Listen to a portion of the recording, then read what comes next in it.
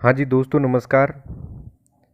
स्वागत है आपका आरके नॉलेज इलेक्ट्रिकल इस यूट्यूब चैनल में।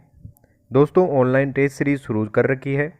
इसमें कल अपन ने ऑनलाइन टेस्ट नंबर 6 को लिया था।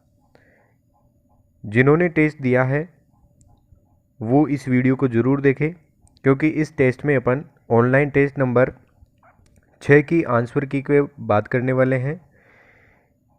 जिन्होंने टेस्ट नहीं दिया है वो लोग भी इस वीडियो को ज़रूर देखें। और यहाँ पर आपको कुछ नया सीखने को ज़रूर मिलेगा। यदि टेस्ट सीरीज़ ज्वाइन करना चाहते हैं तो नीचे दिए गए नंबर पर व्हाट्सअप करें। यह टेस्ट बिल्कुल फ्री होता है। दोस्तों, बात करते हैं इस टेस्ट की आंसर की के बारे में। अच्छे क्वेश्चन है, कुछ नया सीखने को ज़रूर मिलेगा। यदि वीडियो अच्छा लगे तो इसे शेयर ज़रूर करें अपने दोस्तों में। तो इस टेस्ट के अंदर कुल 15 क्वेश्चन है और प्रत्येक प्रश्न 1 नंबर का होता है। इन्हीं 15 क्वेश्चन पर अपन डिटेल बात करने वाले हैं कि उन क्वेश्चन का आंसर किस प्रकार से दिया गया है। वीडियो को अंत तक ज़रूर देखें, कुछ नया सीखने को ज़रूर मिलेगा इस वीडियो से। चलते हैं फर्स्ट क्वेश्चन की तरफ पर। फर्स्ट क्वेश्चन है, व्हीटस्टोन ब्रिज में P तथा Q भुजा का अनुपात 2:3 है तथा R और S भुजा का अनुपात क्या होगा। दोस्तों, व्हीटस्टोन ब्रिज का ये फॉर्मूला होता है P/Q बराबर R/S। ये फॉर्मूला होता है। यहाँ पर व्हीटस्टोन ब्रिज संतुलित तभी कहलाता है जब P/Q का अनुपात, यानी ये P और Q रेशो का अनुपात और R तथा S भुजा का अनुपात जो है वो बराबर हो, तभी व्हीटस्टोन ब्रिज संतुलित कहलाता है। तो यहाँ पर P तथा Q का अनुपात 2:3 दे रखा है। 2:3 है, तो यहाँ पर व्हीटस्टोन ब्रिज संतुलित तभी माना जाएगा जब R और S का अनुपात भी 2:3 होगा। इसलिए इसका राइट आंसर होगा option number D, 2:3। Next question है, फ्रीक्वेंसी किसके विपरीत होती है। दोस्तों, अच्छा क्वेश्चन है। बहुत सारे छात्रों ने इसको गलत किया है। देखिए, फ्रीक्वेंसी के 2 फॉर्मूले होते हैं। एक होता है Pn/120। एक फॉर्मूला जो है वो होता है 1/T। यहाँ पर आपको क्या ध्यान रखना है, यहाँ पर पूछा गया है कि फ्रीक्वेंसी किसके विपरीत होती है। फर्स्ट ऑप्शन में बता रखा है पोल की संख्या के विपरीत होती है क्या, या फिर घूर्णन गति के, या फिर समय के। तो यहाँ पर आप देखिए P और N जो है, ये P का मतलब पोल है और N का मतलब है घूर्णन गति। तो P तथा N यानी पोल की संख्या और घूर्णन गति के फ्रीक्वेंसी समानुपाती होती है। तो यहाँ पर अपन को समानुपाती नहीं पूछा गया है, अपन से पूछा गया है कि फ्रीक्वेंसी किसके विपरीत होती है। तो 1/T वाला फॉर्मूला अपन याद रखेंगे, यानी फ्रीक्वेंसी समय के विपरीत होती है, व्युत्क्रमानुपाती होती है, अपोजिट होती है, रेसिप्रोकल भी इसे बोल सकते हैं। तो इसका राइट आंसर जो है ये ऑप्शन सी होगा, यानी समय के फ्रीक्वेंसी विपरीत होती है। नेक्स्ट 3 नंबर क्वेश्चन है, लेड एसिड सेल में ओवरचार्ज के कारण होने वाला दोष कौन सा है।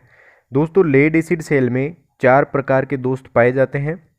यहाँ पर उनके नाम दे रखे हैं, सेडिमेंटेशन दोष, सल्फेशन, कोरोजन और बकलिंग दोष।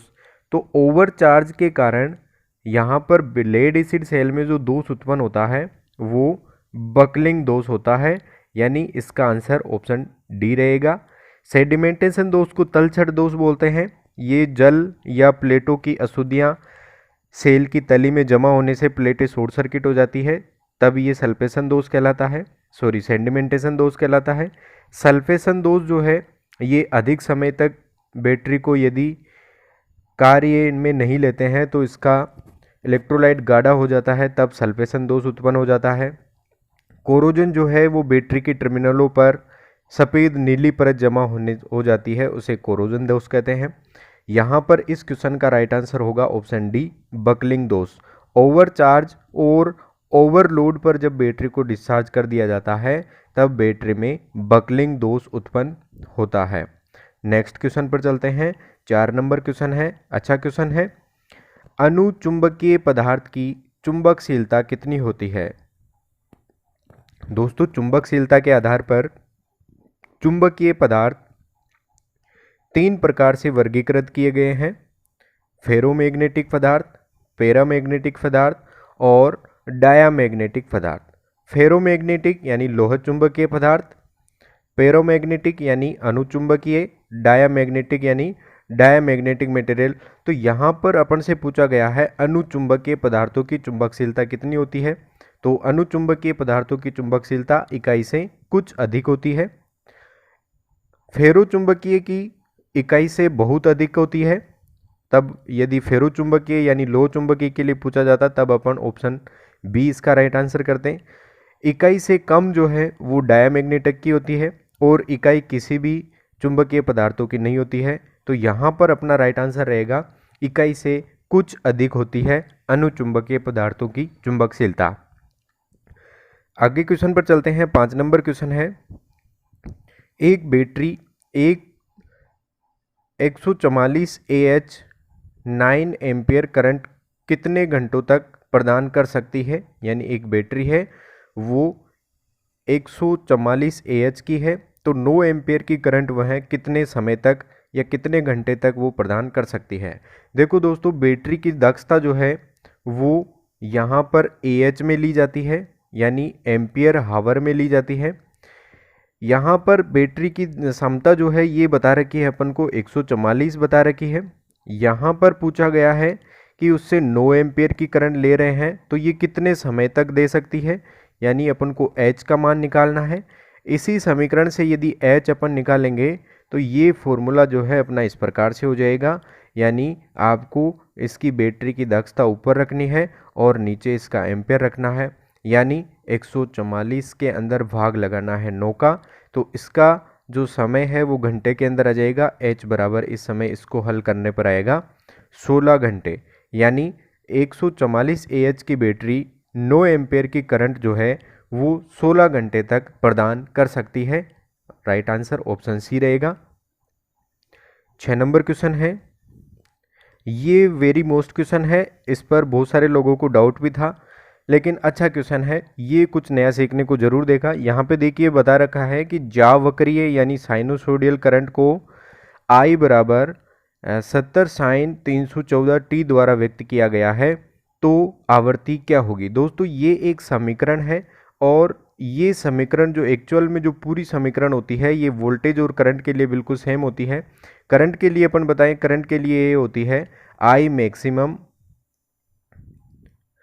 Maximum sine omega T, I maximum sine omega T, ये एक समीकरण होती है।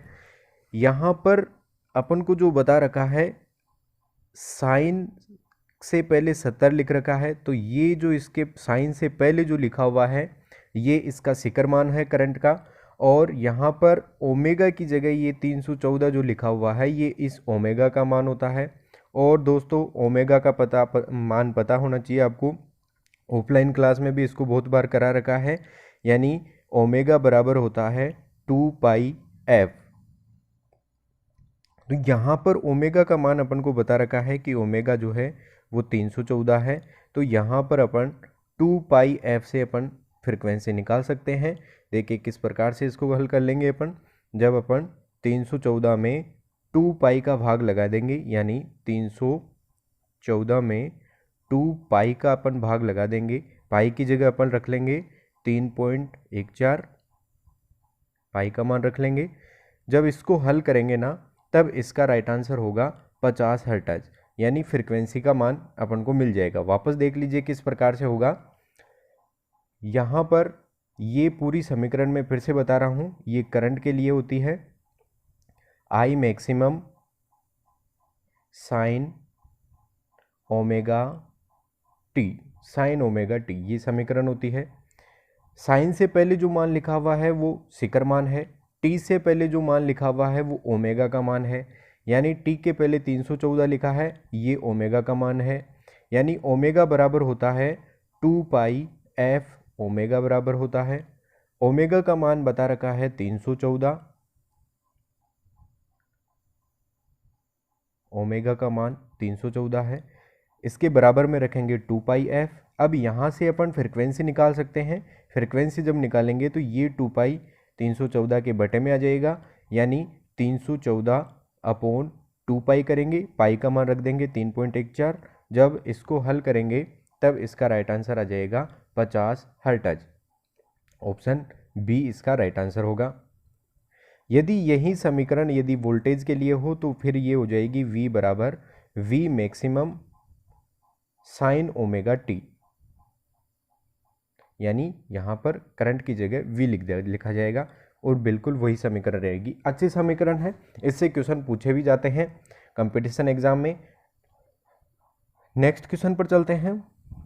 7 नंबर क्वेश्चन है, एक शंट जनरेटर भार को 220 वोल्ट पर 15 एम्पीयर धारा प्रदान करता है।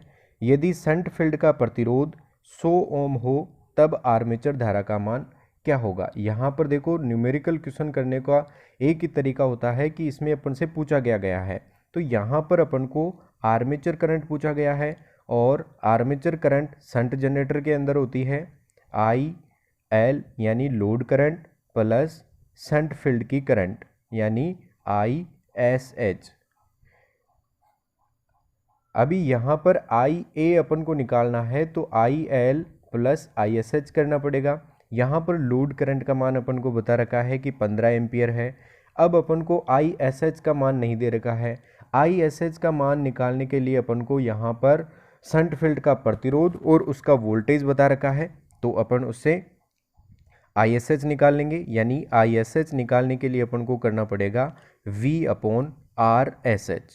V का मान बता रखा है 220 वोल्ट है और यहाँ पर RSH का मान बता रखा है 100 ओम है। जब इससे अपन ISH निकालेंगे तो इसका मान आ जाएगा 2.2 एम्पियर। अब देखिए दोस्तों उसी में वापस रख दीजिए, यानी लोड करंट का मान था 15 एम्पियर प्लस ISH करना था जो अपने पास आया है 2.2 एम्पियर, यानी आर्मेचर करंट का मान आ जाएगा अपने पास 17.2 एम्पियर। इसका राइट आंसर हो जाएगा option C. Next 8 number question है, 100 वाट 220 वोल्ट तथा 200 वाट 220 वोल्ट के लैंप 220 वोल्ट सप्लाई पर समांतर में संयोजित है, तो कुल शक्ति खपत की गणना कीजिए। दोस्तों सिंपल क्वेश्चन है, यहाँ पर पूछा गया है कि ये दोनों लैंप जो है ये समांतर में संयोजित है, यानी दो लैंप इस प्रकार से हैं और दोनों लैंप जो है वो अलग अलग रेटिंग के हैं और इनको इस प्रकार से समांतर में संयोजित किया गया है। ये एक लैंप 100 वाट का है और ये दूसरा लैंप 200 वाट का है और दोनों लैंपों को यहाँ से 220 वोल्टेज प्रदान किया जा रहा है, तो 220 वोल्टेज दोनों को मिलेगा, यानी दोनों लैंप अपनी अपनी पूरी क्षमता के अनुसार शक्ति खपत करेंगे, यानी ये 100 वाट की शक्ति खपत करेगा और ये वाला लैंप 200 वाट की शक्ति खपत करेगा, क्योंकि समांतर में संयोजित है इसलिए कुल शक्ति खपत जो है वो हो जाएगी 300 वाट। दोस्तों यही क्वेश्चन यदि श्रेणी क्रम के लिए पूछा जाता तो फिर इसकी कैलकुलेशन बहुत बड़ी हो जाती और इसका राइट आंसर जो है ये हो जाता है 67। कैलकुलेशन बहुत बड़ी है लेकिन मैं एक शॉर्ट तरीका बताता हूँ, आप उससे भी ऐसे क्वेश्चनों को कर सकते हैं। यही क्वेश्चन यदि श्रेणी क्रम के लिए हो तो फिर आपको ये इस प्रकार से करना है, P1 गुना P2 upon P1 plus P2। इस प्रकार से आप इसको हल कर सकते हैं। यानी कैसे करोगे, 100 वाट है, गुणा करना है 200 वाट से, अपॉन करना है 100 प्लस 200। इसको हल करेंगे तो इसका राइट आंसर आ जाएगा ये 67, यानी अभी इस क्वेश्चन का अपना राइट आंसर होगा ऑप्शन बी 300 वाट। नेक्स्ट क्वेश्चन पर चलते हैं। 9 नंबर क्वेश्चन है, एक 3 कला 230 वोल्ट 50 हर्ट्ज प्रेरण मोटर में 2% सरपण है, रोटर की आवृत्ति क्या होगी। देखो दोस्तों यहाँ पर क्वेश्चन में थोड़ा सा मिस्टेक हो सकता है। देखो यहाँ पर बताया गया है कि एक मोटर है जो 3 फेज की है, लेकिन सप्लाई वोल्टेज अपन को यहाँ पर 230 वोल्टेज बता रखा है। लेकिन कोई नहीं, अपन इसको वोल्टेज से कोई दिक्कत नहीं है। अपन को यहाँ पर पूछा गया है कि रोटर की फ्रिक्वेंसी क्या होगी, यानी रोटर फ्रिक्वेंसी अपन को FR का मान पूछा गया है। और रोटर फ्रिक्वेंसी बराबर होती है स्लिप गुणा स्टेटर फ्रिक्वेंसी यानी सप्लाई फ्रिक्वेंसी। स्लिप का मान बता रखा है 2% है, तो यहाँ पर 2% लिखेंगे यानी 2/100 लिखेंगे, गुणा सप्लाई फ्रिक्वेंसी बता रखी है 50 हर्ट्ज है। इसको जब हल कर लेंगे तब इसका राइट आंसर आ जाएगा 1 हर्ट्ज, यानी इसका जो अपना राइट आंसर होगा ऑप्शन बी 1 हर्ट्ज इसका राइट आंसर होगा। नेक्स्ट क्वेश्चन पर चलते हैं। 10 नंबर क्वेश्चन है 2 पाई हेनरी चौक का 25 हर्ट्ज फ्रिक्वेंसी पर प्रति घात क्या होगा। देखो यहाँ पर प्रति घात पूछा गया है और कॉइल के लिए पूछा गया है, तो इंडक्टिव रिएक्टेंस हो गया, यानी अक्स एल का मान अपन से पूछा गया है और अक्स एल बराबर होता है 2 पाई एफ एल। यहाँ पे अक्स एल बराबर होता है 2 पाई एफ एल।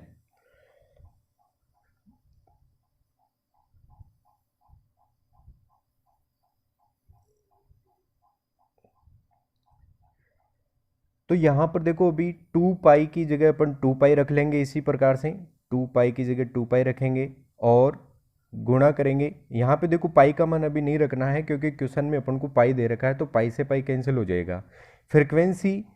फ्रिक्वेंसी का मान देखो अपन को बता रखा है 25 हर्ट्ज है, फ्रिक्वेंसी 25 हो जाएगी। और एल का मान जो है ये अपन को दे रखा है 2/पाई, इस प्रकार से दे रखा है। तो इस पाई से ये पाई कैंसिल हो जाएगी।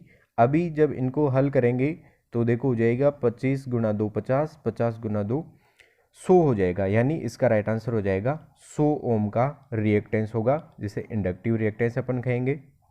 नेक्स्ट क्वेश्चन पर चलते हैं। 11 नंबर क्वेश्चन है 3 ओम के प्रतिरोध तथा 4 ओम के इंडक्टिव रिएक्टेंस सीरीज में संयोजित है, परिपथ का पावर फैक्टर क्या होगा। देखो यहाँ पर पावर फैक्टर पूछा गया है और पावर फैक्टर बराबर होता है, यानी cos फाई बराबर होता है R/Z। अभी यहाँ पर अपन को सीधे सीधे रेजिस्टेंस का मान दे रखा है, लेकिन जेड का मान नहीं दे रखा, इम्पिडेंस नहीं बता रखा है। तो जेड निकालने का फॉर्मूला क्या होता है, यहाँ पर रेजिस्टेंस और इंडक्टिव रिएक्टेंस दे रखा है, तो R² प्लस XL का स्क्वायर कर देंगे और दोनों का रूट कर देंगे, तो जेड का मान आ जाएगा। यानी 3 का स्क्वायर करेंगे प्लस 4 का स्क्वायर करेंगे और दोनों का रूट कर देंगे, तो 9 + 16 आ जाएगा। इनका रूट करेंगे यानी 25 का रूट अपन को करना है, 25 का रूट आ जाएगा 5, यानी जेड का मान अपने पास कितना आ गया है, 5 आ गया है। अभी देखो उसी दोस्तों इसी क्वेश्चन में रख दो, यानी R/Z है, तो R का मान बता रखा है 3 ओम है, जेड का मान अपन ने निकाला है अभी 5 आ गया, 3 में 5 का भाग लगाएंगे तो 0.6 आएगा। अभी यहाँ पे 0.6 के 2 ऑप्शन है, लेगिंग और लीडिंग में बता रखा है, तो यहाँ पर इंडक्टिव परिपथ है इसलिए इसका मान लेगिंग आएगा, यानी ऑप्शन बी इसका राइट आंसर होगा। नेक्स्ट क्वेश्चन पर चलते हैं। 12 नंबर क्वेश्चन है 4 पोल डुप्लेक्स लेप वाउंड DC आर्मेचर में धारा के समांतर पथ कितने होंगे। देखो यहाँ पर लेप वाउंड के लिए समांतर पथों की संख्या पूछी गई है। यहाँ पर होता है लेप वाउंड में A = P होता है, यानी पोल के बराबर समांतर पथ होते हैं, लेकिन ये जो फॉर्मूला होता है ये सिंप्लेक्स लेप वाउंड के लिए होता है। यहाँ पे बता रखा है डुप्लेक्स लेप वाउंड है, तो डुप्लेक्स में क्या करते हैं, समांतर पथों की संख्या निकालने के लिए P × प्लेक्स करते हैं। प्लेक्स करेंगे तो प्लेक्स की संख्या यहाँ पे डुप्लेक्स है तो 2 रखेंगे, पोल की संख्या 4 है, यानी 4 × 2 करेंगे तो इसका राइट आंसर आ जाएगा 8, यानी धारा के समांतर पथों की संख्या कितनी होगी, 8। 13 नंबर क्वेश्चन है PMMC यानी परमानेंट मैग्नेट मूविंग कॉइल मापी यंत्रों का उपयोग किस पर किया जाता है। तो मूविंग कॉइल प्रकार के मीटर है और मूविंग कॉइल प्रकार के मीटर केवल और केवल DC राशियों का मापन करते हैं, इसलिए इसका राइट आंसर होगा ऑप्शन बी।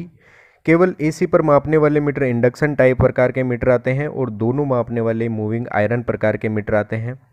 नेक्स्ट क्वेश्चन पर चलते हैं। 14 नंबर क्वेश्चन है, अच्छा क्वेश्चन है दोस्तों, इस पर भी बहुत सारे छात्रों को डाउट था, इसको ध्यान से समझने की कोशिश करें, अच्छा क्वेश्चन है, पूछा जा सकता है एग्जाम में। पूछा गया है कि यदि समांतर रेजोनेंस सर्किट है, समांतर रेजोनेंस सर्किट है, इसमें अक्सैल ज़्यादा है एक्सेसी से, तब परिपथ किस प्रकार का कहलाएगा।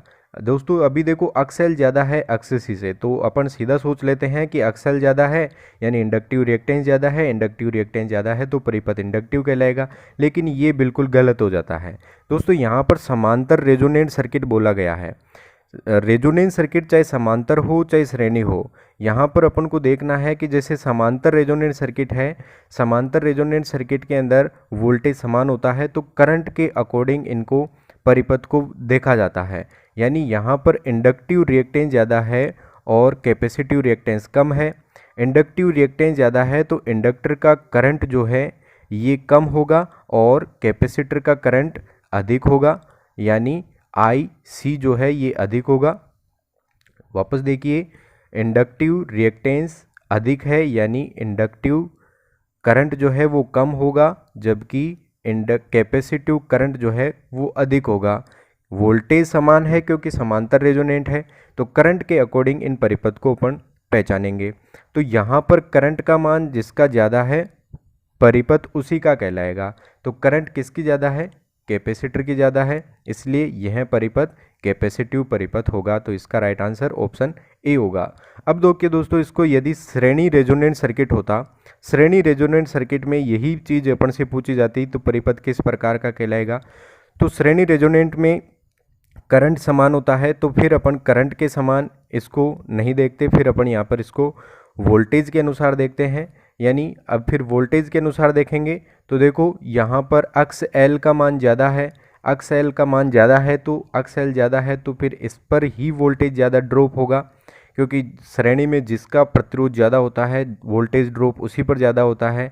यानी अक्स एल का जो वोल्टेज होगा वो अधिक होगा, जबकि अक्स सी का जो वोल्टेज होगा वो कम होगा। इसलिए वोल्टेज के अनुसार इसको डिवाइड देखेंगे परिपथ को, तो वोल्टेज अक्स एल का ज़्यादा है, इंडक्टर का ज़्यादा है, तब उसका राइट आंसर फिर अपना हो जाता है इंडक्टिव परिपथ। आई थिंक समझ में आ गया होगा, अच्छा क्वेश्चन है। चलते हैं नेक्स्ट क्वेश्चन पर। लास्ट क्वेश्चन है इस टेस्ट का। वोल्टमीटर सेंसिटिविटी होती है, वोल्टमीटर की सुग्राह्यता किस में मापी जाती है, या सीधा क्वेश्चन है वोल्टमीटर सुग्राह्यता का मात्रक क्या है। तो वोल्टमीटर सुग्राह्यता का मात्रक ओम प्रति वोल्ट होती है, यानी इसका राइट आंसर हो जाएगा ऑप्शन बी, ओम प्रति वोल्ट वोल्टमीटर सेंसिटिविटी का मात्रक होता है।